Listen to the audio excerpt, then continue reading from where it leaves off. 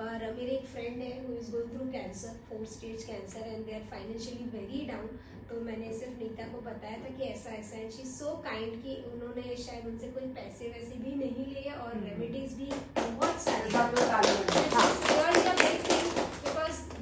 so much vitamins take and everyone is so much कि यार नहीं है तो मैं क्या करूँ, जो मेरे पास नॉर्मली एक्सपीरियंस होता है। पर उन लोगों को बहुत अच्छा लगा। अभी संडे को ही वो आए थे हस्बैंड वाइफ मिलने, they are feeling really positive कि सिर्फ अभी तो 10-15 दिन में हमने जैप किया और we can see difference in our life. तो रियली नाइस, बहुत अच्छा। मेरी दोस्त है, उसके भी हस्बैंड बहुत अपने एज की है, उसके हस्बैंड कैंसर में लास्ट ईयर चले गए। तो वो बहुत डिप्रेस थी। मैंने बोला तू जा उनसे मिल, उनसे मिली और उसने वो वहाँ जाके इतना रोई।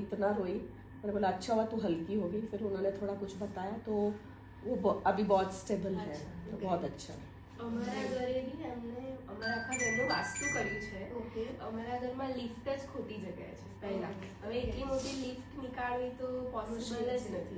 પછી અમારા દિશાઓ બધી ઊંધી છે, એમને બધું જ કરી દીધું અને બહુ જ સારું છે। बिना तोड़ टैगलाइन છે, टैगलाइन છે।